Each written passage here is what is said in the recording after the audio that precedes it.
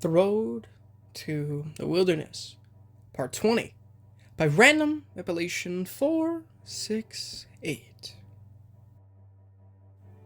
As a young girl, I'd had a reoccurring dream about running from something in the dark.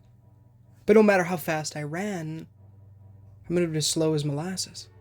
The thing behind me would always catch up, and just as I turned to face it, I would awake screaming. Over the years, I either forgot or grew out of the dream, and by the time I was in high school, it became a distant memory. Now, however, it all came flooding back with visceral clarity. I threw myself down the opposite hallway, my shoes sliding over the greasy floor with a frustrating lack of traction. Each breath came short and tight through the suffocating gas mask, and I fell multiple times, only to claw my way back to my feet with hands covered in the clammy jello-like mucus. Darkness flew by, my red headlamp the only illumination I had in the depths of the nest, and everything blurred into a horrifying ticker-tape parade of black, red, and gray shadows. Pain flared at my knees from the rough tumbles I took to the cold tile, and my heart raced so fast I thought it might explode. Can't slow down, it's right frickin' there. Several yards behind me, the echo pupa slithered with ease across the slimy floor, and air sucked into the ball on its cavity-ridden head with the sound of a wet toilet plunger. Overhead, the ruined school building shook as more adult echo spiders skittered around in frantic search for whatever had caused the disturbance below. A small, reasonable part of my brain wondered if they communicated like honeybees, talking with their babies through ultrasonic noises between the rubble. If that was the case, then the entire nest knew I was here. Heaps of debris loomed out of the dark, blocking my passage to the right, so I veered left, down a narrow hall choked by shattered cinder block, fallen timbers, and jumbled bones. Dried marrow and charred wood snapped into my filthy boot heels, abandoned classrooms on either side of me that yawned in the dark, waiting jaws to swallow me whole. Something wriggled at my elbow, and I screamed under my mask to stagger onward, too afraid to look back. The disgusting parasite squeals blasted in my ear, the pupae close enough I could reach out and touch it. It would be on me in seconds, and I wouldn't have the strength to fight it off, the beast too close for me to whirl around and shoot. An unblocked door jumped out of the shadows to my right, and I hurled myself inside. The worm moving too fast to pivot, and it glided past me down the hall. With hands that shook so hard I could barely manipulate my own fingers, I shoved the wooden double door shut and spun the little metal deadbolt. That's not going to do anything. Stepping back from the door, I gasped air through the stuffy filter on my gas mask and took in the room with my flickering red headlamp. I don't have much time. The bug would be back any second now, and if I couldn't find a way out, the most merciful thing to do would be to stick my Type 9 in my mouth. There had to be another way out, or at least something I could use to barricade the door better. Various blacktop wooden tables filled the room, with stainless steel sinks at their center, likely a former science lab for chemistry students. A white dry erase board hung from a wall behind the old teacher's desk, and there were still faint black markings on it from old equations that had never been solved. The chairs around the room were scattered everywhere, along with ripped textbooks, torn papers, and spatters of rusty red blood that formed a trail into one lonely corner. Something glinted from the dusty curtains of blackness, and I took a cautious step closer. Yikes. He sat slumped against the wall, the gray uniform on his body stained with clumps of brownish mucus, black goo, and dried red blood. The soldier wore a Kevlar helmet with broken night vision goggles on the front, and a plate carrier adorned in several empty magazine pouches. A long black rifle lay not far from his right hand, with its bolt locked open on another empty magazine. Brass casings littered the floor around him, and two other echo pupae lay to one side of the room, rotting in the stillness of death. Both his legs had been gnawed to the bone, everything missing below the exposed yellow kneecaps. Come on, give me something. I knelt to scour his pockets for ammunition or grenades, but as I did, two objects fluttered from the man's cupped left hand onto his stiff knees. One was a little yellow and black plastic remote, much like a walkie-talkie, and at a push of a button, its tiny screen lit up from whatever automatic shutdown it had been in. In the corner of the screen, the battery showed a low charge, but it still worked, at least for now. The other was a tiny green notepad, its white pages tinged pink in the light of my headlamp, speckled with flecks of dry blood. Hurried writing lay scrawled over the lines on the paper, and despite the eerie slushing from the hall that told me the echo pupae was circling back, I picked up the little booklet with tender fingers. They're all dead.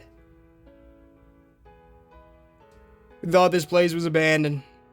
Had it rigged a blow, and he pounced on us and dragged our whole squad into their nest. I managed to break free before the little ones could latch onto me, but the larva stung me several times, and now my legs won't work. Talk about crappy luck. Charges were all set. We had the item in our grasp, and now the freaking spiders have it. I'm running out of ammo. And the only reason they haven't got to me yet is my canine tracker. Poor Dusty might be gone, but every time I hit the tone button, it scares them off. Not that it matters. I can feel the poison in my system. I know I'm done for. If Command finds this, we have the item in our commander's truck, number M43, along with the clacker for the C4. Most of our charges should be intact, since I don't think the mutants understand what they are. Find it and blast this place, no matter how many of us are in here. With those things eating their way into our boys, there's nothing we can do for them anyway. It's in my arm now, almost like a living thing. I tried cutting it out with a knife, but it's too deep, and his writing faded into unintelligible squiggles there, as if the soldier's hand had spasmed or frozen. I hated to think about what he'd endured, being paralyzed, left alone in the dark to wait for death. Even if he was from ELSAR, no one deserved this. But part of his scribbles stuck in my head, and a dangerous prickle of optimism filtered through my fearful thoughts. The item. His squad had been sent to recover something, and if this note was still accurate, that something lay in the scrap heaps above me, just waiting to be rescued. It could have been reference to anything, but there was too much at stake for me to brush it off as a mere coincidence. My hunch had been right. At least, so far. But that meant I had to go through that door, and the giant spider slug was in my way. Let's hope this works. I slipped the nylon lanyard for the remote around my wrist as the door heaved with impact from outside. At last, the dry wood caved in, and the ugly head of the worm slithered through, bobbing back and forth as it tasted the air in search for me. Panic rose in my mind, but I forced it away and held the tracker collar remote up. Its stubby black antenna pointed at it, the monstrosity. It's still in my way. Hesitation struck out of nowhere, a horrific realization that hit me like a ton of bricks. I couldn't act yet. I realized, not with that thing blocking my only door out of here. The worm would have to get close, enough for me to get past, which meant if this desperate improvised weapon didn't work, I wouldn't even have time to scream before it was all over. In my head, I pictured Chris's smile, felt his arms around me, heard his laugh. One more time. I needed to see him just one more time. This couldn't be it for me. Not like this. I wouldn't let it be. Here! I coughed through my mask, finding my voice and shouting both to attract its attention, and shoved the fear from my mind. I'm right here! Surging forward, the greasy black monster plowed between the desks. Its throat gaped wide, little tendrils splayed from each side of its underdeveloped mouth, ready to pull me in. My thumb pressed the tone button and the remote screen lit up. A high, piercing shriek of pain ripped through the air, and the worm's charge fumbled into a spasmodic thrash. It threw itself from side to side, smashing chairs, splintering the desks, and covering everything around it in a fresh coat of brownish-red mucus. Seizing my chance, I darted past it, climbed over the ruined door, and sprinted back into the slimy hallway. I turned left upon reaching the main corridor and caught the rustle of movement in the shadows down the hall I'd first come from. The crimson beam of my headlamp caught several black coils of wriggling flesh oozing their way up the greasy tiles, and my guts writhed. Okay, now they're angry. Adrenaline pumping through my veins, I clawed my feet at a nearby floor mat that wasn't as gooey as the rest of the hall and raced onward as more screech thuds resounded overhead. The entire nest was on high alert, and I doubted I'd find many more rooms to hide in. It was do or die time. From the abyss, a set of stairs materialized, and I gave a shout of joy. Beneath my mask, it looked clear. I could see gray light somewhere toward the top, which meant I could get out into the scrap heap and then... flash. Bright white blinded me, and all four of my limbs locked as if I'd been hit by a laser. Dread filled my mind, and no matter how much I eternally screamed, I couldn't so much as draw a breath. Look for the light. A chorus of whispers called to me from somewhere up the stairs, and voices spoke with disembodied volume from all different directions, as if bouncing around inside my skull. Soft tendrils of words poked their way into the folds of my mind, slithered into my memories, neither happy nor sad, violating every thought, every idea, every dream I had. There were so many of them, and only one of me. Why bother to fight? It was warm here, safe, comfortable. There was no point in resisting. I could just relax. Let unseen hands lift me up, and everything would be glorious and bright. No more fear. No more struggle. All I had to do was put down that nasty piece of plastic. This is nice. Maybe it wouldn't be so bad staying here. It's so warm, like a big blanket of... Hang on. Why are my ankles cold? Something in my head sputtered like a faulty wire, and I blinked on dry, itchy eyes. Cold-brained steel brushed against my legs, and in an instant, my brain was mine, and flared with primal alarm. No! I jammed my finger down on the tone button, and the light stuttered before flicking out entirely. Half blinded in the sudden resurgence of darkness, I blinked in shock at the sea of rusty steel cables that wriggled on the floor, falling from where they had snaked up my legs and around my shoulders, ready to reel me in like a fly in a web. At the top of the stairs, a huge satellite dish head twitched and jerked. The spotlights around the rim of its dish flickered uncontrollably, and its siren cut in and out with static. Under its head, the tentacle-like cables seized, and the echo spider staggered, like it couldn't keep its feet, sending chunks of debris raining down around me into the stairwell. On wobbly legs, I charged up the steps, clicking the tone button in rapid-fire taps, and with the other hand, pulled my Type 9 from its place next to my hip. Yellow bursts of flame lit up the dim stairwell, and bullets stitched across the Echo Spider's dish, smashing one of the spotlights with a shower of sparks. "Get back!" I screamed, my voice hoarse and shaky, but too desperate to care. Hannah Brunn had been switched off, and instead someone else had taken over. A vicious, crazy, animalistic version of myself ready to do anything. To survive. Confused and in pain, the enormous metal creature retreated with a cacophony of enraged foghorn blasts and chitters, the ground shaking as more of its comrades bore down on the stairwell entrance. Nope, my stairs. Go away, go away, go away. Up to meet them I ran, half staggering, but not stopping for a second. Cool air from the outside met my neck and bare hands, the familiar sky above. All around me, tall stacks of metal stood bound together with sticky tendons of black sheet metal, angle iron, and rusted I-beams. Doorknobs, refrigerators, and bicycles rested next to huge towers of cars and trucks toward the center of the mound. Black membrane held things in place, along with various swollen pods that wriggled and heaved, more larvae growing in their core. In one corner, a pupae lay nested in a sling-like cradle of ebony ligaments, half fitted with a fresh set of metal legs, the steel driven into the vacant holes in its body, a dented satellite dish laying nearby. 4 adult echo spiders waited from beyond various columns and piles, white light flooding in from every angle the instant I surfaced. Shutting my eyes, I raised the remote and clicked the tone button, waving my arm in a circle as the echo spiders bellowed in alarm. I sprayed bullets at them and darted into the interior of the nest, dodging sticky pools of black tendrils stretched like webs between scrap.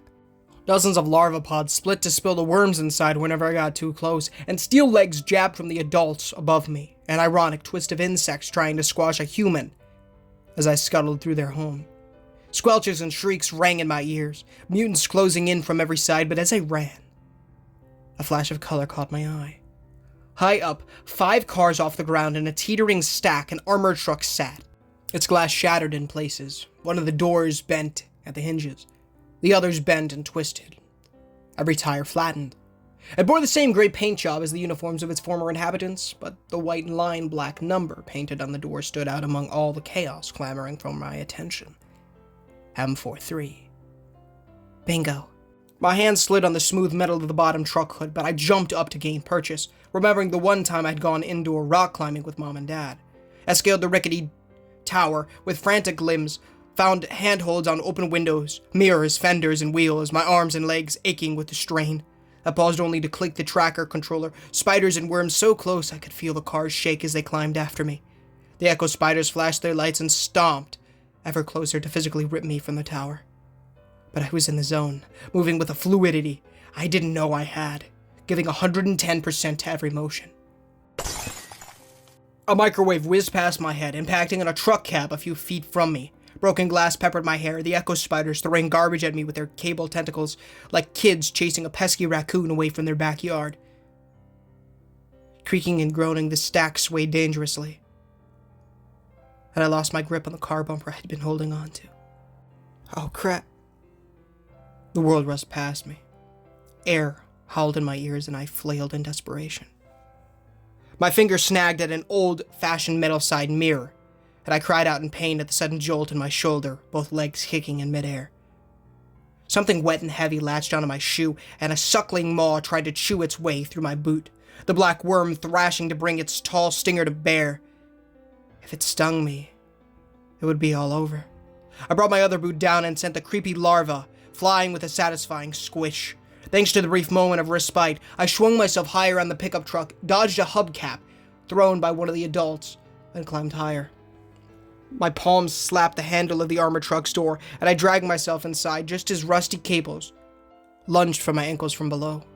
Clicking the tone button to shoo it away, I squeezed into the cluttered interior of the military vehicle and gasped for air beneath my gas mask.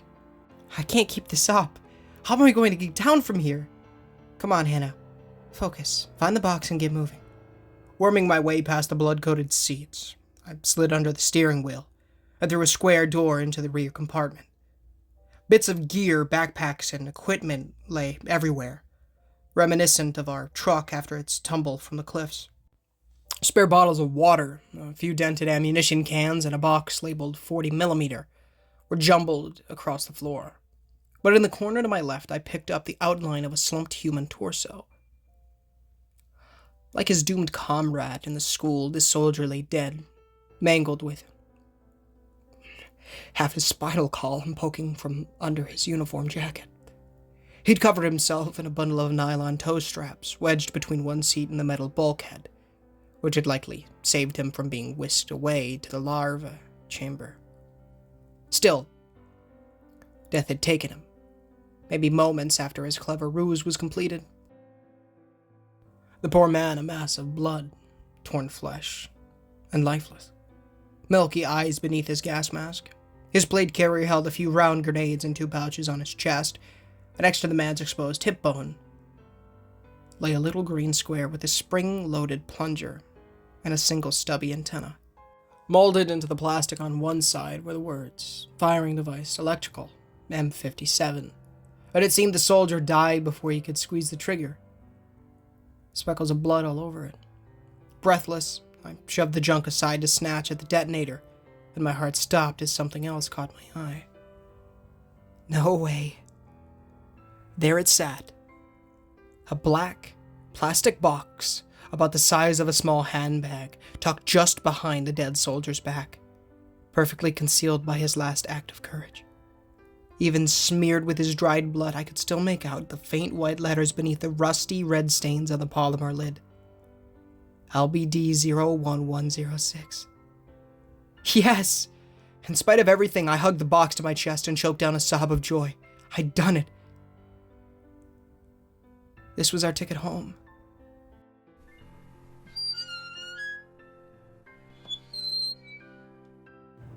The world swayed, metal groaning under the strain of sudden impacts. My heart fell into my stomach. They're going to push it over. More titanic blow rippled up the haphazard tower of vehicles, and the greasy black membranes holding it all in place started to snap. Though wary of my tracker collar remote, the echo spiders weren't about to leave me alone, and shoved at the pile of metal with their forelegs, rocking it back and forth like hounds baying at a tree. They couldn't climb up to get me, so instead they would drop the entire tower down around my head. Frantic, I shoved the box into my backpack along with the little detonator. Both the soldiers' grenades went into my cargo pockets, and I crawled on hands and knees for the rear compartment door. Everything tilted. The back doors flew open and loose objects rolled past me as the tower leaned a little too far. Out the back doors of the compartment, I could see another tower sliding closer as mine fell, and a sickening realization struck me. I have to jump.